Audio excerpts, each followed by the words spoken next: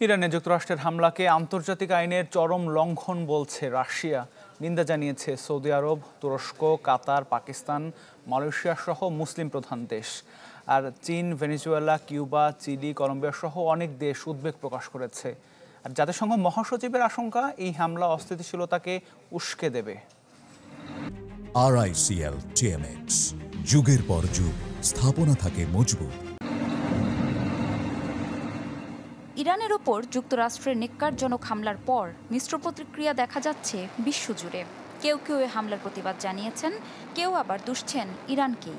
কিছু রাষ্ট্র আবার এ সংঘাত উদ্বেগের বিষয় বলে পাশ কাটাতে চাইছেন।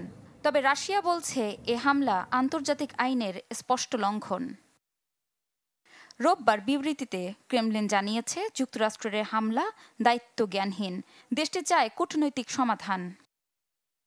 হামলার পরপরই জাতিসংঘের মহাসচিব অ্যান্টোনিও গুতেরেস এক বিবৃতিতে জানিয়েছেন, যুক্তরাষ্ট্রের সম্পৃক্ততায় উদ্বিগ্ন তিনি।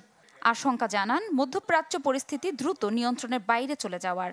ইসরায়েল আর যুক্তরাষ্ট্রের পক্ষ নিয়েই কথা বলছেন ইউরোপীয় ইউনিয়নের নেতারা।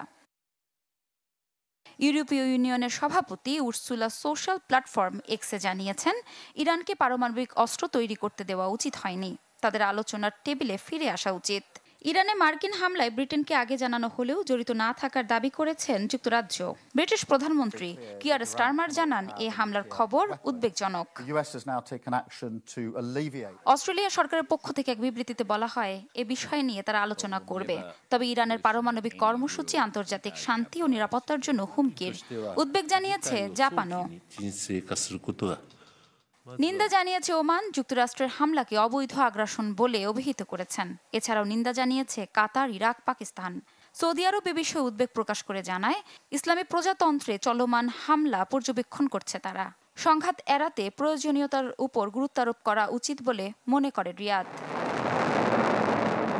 এছাড়াও ল্যাটিন আমেরিকার দেশ চিলি, ভেনেজুয়েলা, কলম্বিয়া ইরানের ওপর হামলার তীব্র প্রতিবাদ জানিয়েছে।